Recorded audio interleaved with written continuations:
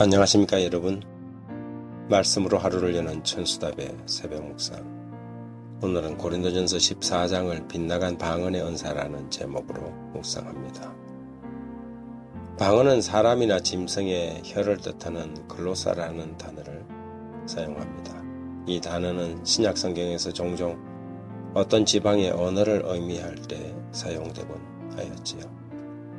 방언의 은사가 처음 교회에 나타난 것은 그리스도 성천 후 오순절에 제자들에게 내린 성령의 약속에 대한 성취로 나타났습니다.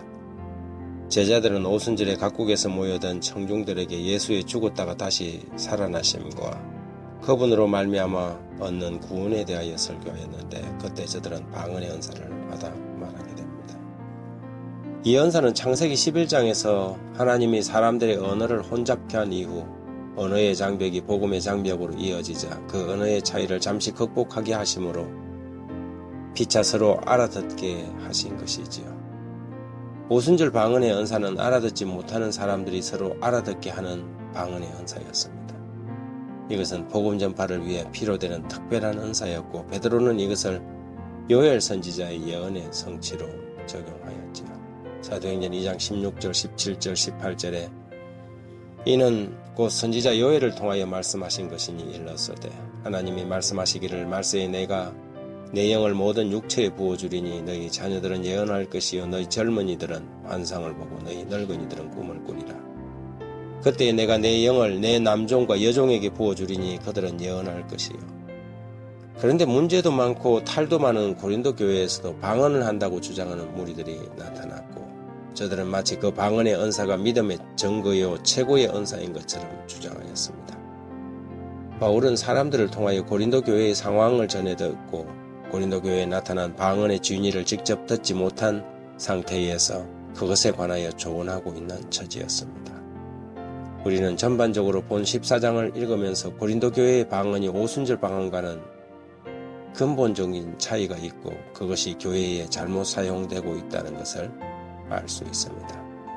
오순절 방언은 서로 말이 안 통하는 사람들이 은사를 통하여 피차에 알아듣게 하심으로 복음이 전해지는 결과가 나타난 반면, 고린도 교회의 방언은 오히려 같은 나라 사람들도 서로 못 알아듣는 이상하고 지절거리는 방언을 한 것이지요. 그래서 바울은 전반적으로 이 이상한 방언에 관하여 부정적인 태도를 취하고 있습니다. 첫째, 방언보다는 예언을 하라고 하였고, 둘째, 예언하는 자는 교회의 덕을 세우지만 방언하는 자는 자기 덕을 세운다고 하였습니다. 셋째, 방언하는 것이 별로 유익이 안 된다고 말했으며, 넷째, 고린도 교회의 지절거리는 방언은 생명이 없는 소리라고 지적하였습니다. 다섯째, 그런 방언은 본방인도 외국인으로 만들어버린다고 했고, 여섯째, 통역이 없으면 무용지물이 된다고 하였습니다. 일곱째, 지절거리는 방언은 마음의 열매를 맺지 못하고, 여덟째, 알아듣지 못하는 1만 마디의 방언보다는 알아듣는 말 5마디가 낫다고 하였습니다.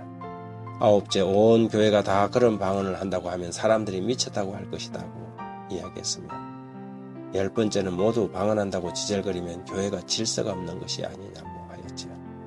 결론적으로 바울은 이렇게 정리합니다. 39절 40절 그런즉 형제들아 예언하기를 사모하며 방언 말하기를 금하지 말라. 모든 것을 품위 있게 하고 질서 있게 하라. 오순절 방언처럼 정상적인 방언은 하나님의 은사이기에 금할 수 없지만 품위 있고 질서 있게 하라고 권면합니다. 대학 4학년 때 경기도 포천 인근에 있는 기도원을 다녀온 적이 있습니다. 수많은 사람들이 적어도 수천 명이 움집한 집회에서 통성기도와 방언으로 기도하기를 시작했지요. 그런데 이것은 정말 누가 봐도 미쳤다 할 일이었습니다. 엄마 등에 업힌 아이들은 놀라서 울고 사람들은 정신줄 놓은 사람들처럼 몸을 마구 흔들며 주절거리기 시작했습니다. 하나님의 은사는 이렇게 무질서한 것이 아닐 거라는 확신이 들었습니다. 그것은 마치 자기 체면에 의한 빗나간 방언이었습니다. 고린도 지역은 우상 숭배가 만연하고 이방에 신전들이 있어서 이방 주술사들이 종종 접신을 하는 과정에서 이상한 소리를 지르고 지절거리고 주문을 외우는 일들이 종종 있었지요. 한국 교회도 한때 고린도 교회처럼 알아듣지 못하는 지절거리는 방언 열풍이 한번 지나갔습니다. 사람들은 너도 나도 방언을 하려고 애를 썼고, 방언을 못하는 사람들은 마치 믿음이 없고 영적인 체험이 부족한 자처럼 취급된 적도 있었지요. 마지막 시대에는 우리에게 영을 분별하는 지혜가 필요합니다. 그렇지 않으면 무익하고 빗나간 일들로 교회가 혼란스러워질 수 있기 때문이지요. 하나님 우리 아버지, 저희에게 영을 분별할 수 있는 지혜를 주십시오. 하나님의 말씀으로 지각을 얻게 하시어 사단이 택한 자까지 미혹하고 삼키려고 할 때 저희로 미혹당하지 않고 바로 설 수 있도록 저희에게 지혜를 주시기를 기도합니다. 교회에서 무엇을 하든지 질서 있고 예모 있는 사람이 되게 하시고 교회의 덕을 세우는 사람이 되게 해주십시오. 예수님 이름으로 기도합니다. 아멘.